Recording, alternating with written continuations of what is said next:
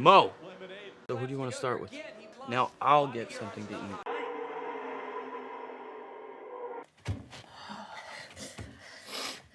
Please. Can't, baby. Help! Help me! Hey! Hey! Voila, monsieur.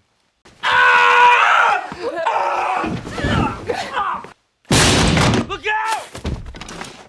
In the 1990s, there was a married couple named George Schober and Anna Schober who were going on vacation to their private villa, which was located near a lake in Austria, and they traveled with their only son Georgie and their pet dog Rolfie.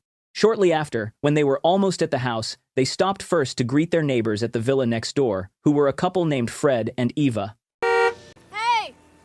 We have to launch the boat. Can you give us a hand? See you then. Bye! There, they also saw two young men they didn't recognize, Paul and Peter, and George thought that the two men might be Fred's relatives.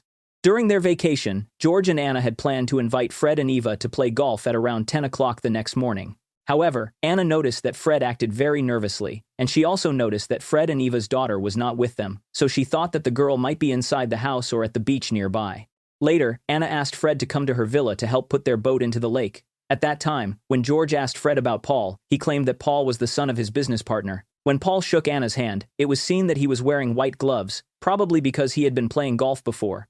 Then, while setting up the boat, Georgie felt that there was something strange about Fred's behavior. Meanwhile, Anna was preparing food when she realized that her refrigerator was broken, so she had to cook the items that would spoil quickly, like the chicken, to make sure no food was spoiled.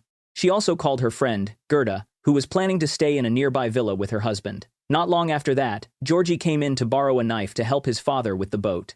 After that, Peter came to see Anna, and he claimed that Eva sent him to ask for 4 eggs for her cooking. It was seen that he was also wearing the same white gloves, just like Paul. Upon seeing the man, Anna asked how he had entered their place, and Peter said that he had come through a hole in the fence. However, after Anna gave him the eggs, Peter accidentally dropped all of them in front of the door. Didn't want to make things worse, Anna did not make a problem of it and quickly wiped the egg stains off the floor. But when she went to get a plastic bag to hold some new eggs for Peter, Peter accidentally dropped her phone into the sink. Upon seeing that, she quickly took it and dried it. However, Peter just stood there and did not help at all. After that, Paul suddenly entered the house, while Peter dropped the eggs again, claiming that Rolfie had surprised him. Paul then asked to borrow one of the golf clubs to try it out. While holding back her anger, Anna just went along with it and let Paul use it. Meanwhile, from a distance, Rolfie's barking could be heard continuously, but the sound suddenly turned into a high-pitched yelp before going silent. Upon hearing that, George, who was still setting up the boat with Georgie, went to the house to check on the situation. On the other hand, Paul had just finished trying the golf club, so Anna, who was fed up with both of them, forced them to leave immediately. However, Paul and Peter suddenly acted offended because they felt they had done nothing wrong to her. Soon after, George and Georgie arrived and asked what was happening because Anna was kicking them out. Paul and Peter claimed they were only there to ask for eggs, but that Anna suddenly turned on them. To end the argument, Anna told George to just give them the rest of the eggs. However, George did not want to hand them over because he saw that the two acted very strangely, and eventually, George reflexively slapped Paul because he kept demanding the eggs with rude words. Old man. Then, with a golf club, Paul struck George's right knee until it broke and claimed that his actions were not wrong because George had slapped him first. After that, he showed a clean golf ball and admitted that he had used the golf club for another purpose. It turned out that Paul had used the club to kill Rolfie and then put the dog inside George's car. Strangely, Paul winked toward the camera at that moment. Later, Gerda and her family arrived by boat, and Anna looked very anxious when she met Gerda while Paul was standing nearby, which was similar to when Fred appeared nervous near Paul and Peter. It seemed that Anna did not dare to tell her friend about what Paul and Peter had done because Paul threatened to kill her entire family if she did. Then, Gerda mentioned that her villa was not far away, and out of nowhere, Paul claimed that he wore the white gloves because his hands were itchy. However, it was clear that he and Peter wore the gloves so they would not leave any fingerprints. Afterward, Anna helped George to the living room sofa after treating his right leg and supported it with a stick so it could stay straight. Paul was also there, and he mockingly told them to call the police or the hospital, which they could not do because the phone was broken after Peter dropped it into the sink. When Anna was about to go to the kitchen to get some water, Paul intentionally pushed her onto George's leg. Peter also stepped exactly on the wound to make it worse. In that moment, Anna could only cry. Paul then said that they were doing all of this because Anna tried to kick them out and George had slapped him. They also claimed to be drug addicts who usually robbed wealthy people to buy illegal substances. With a calm attitude, Paul made a bet that in 12 hours, Anna's entire family would be dead. He predicted this would happen exactly at 9 o'clock the next morning. After that, he turned his head to the camera again and asked if the audience thought the family could win their game. He also said that he was sure that the viewers were on the side of the family. After that, Paul covered Georgie's head with a pillowcase and promised to remove it only if Anna took off her clothes. He also ordered George to ask his wife to undress. At first, Anna refused, and George kept begging them to release their son. However, in the end, George was forced to ask Anna to take off her clothes one by one to protect Georgie, who was being tortured. Take off your clothes, honey. And now we can get dressed again. Thank you.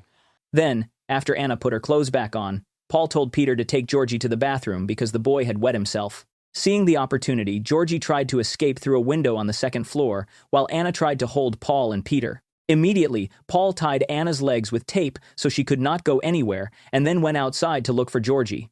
On the other hand, because the villa fence used an automatic system, while Georgie could not climb it because it was too tall, he was forced to escape across the lake toward Fred's villa. As soon as he arrived there, the lights at Fred's house turned on automatically because the sensor detected movement. Because of that, Paul knew that Georgie was there because he also saw the lights. However, before Georgie arrived, all the lights in the villa were off, and that could mean that Fred's entire family had already been killed by Paul and Peter. Meanwhile, Anna begged Peter to free them and promised not to report anything to the police, but Peter ignored her. To avoid being caught, Georgie took off his shoes and his outer shirt so as not to leave wet footprints. After that, he saw a shotgun in the house and discovered that Fred and Eva's daughter had died in the bathroom. Georgie then bravely took the shotgun and looked for a place to hide. However, he was caught and dragged back to the villa.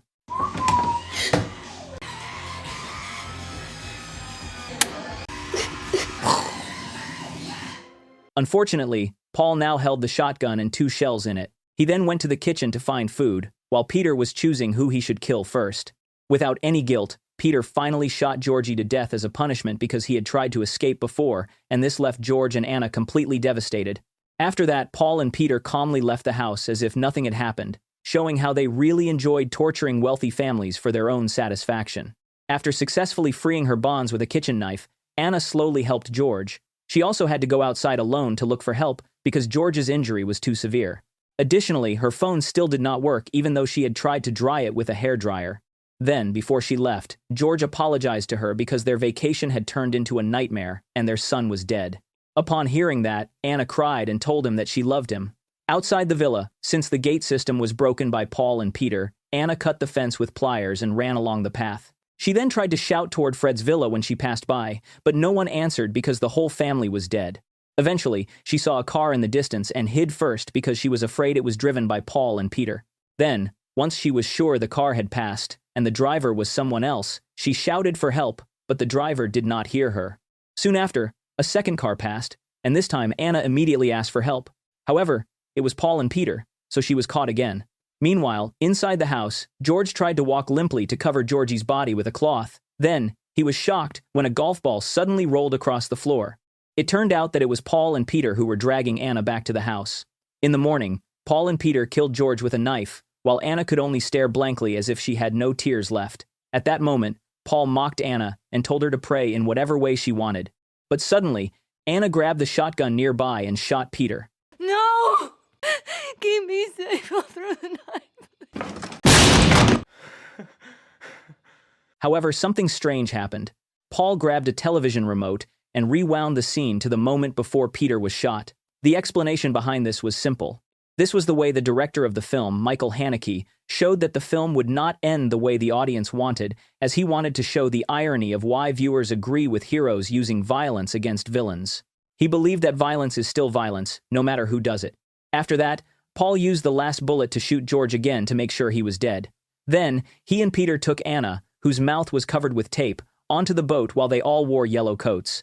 Shortly after, when the boat started to move, Anna found a knife that had fallen into the cracks of the floor, so she tried to grab it to cut her ropes. However, Paul saw her, and Peter immediately grabbed the knife. Finally, without the slightest feeling of remorse, Paul pushed her into the lake while she was still tied up.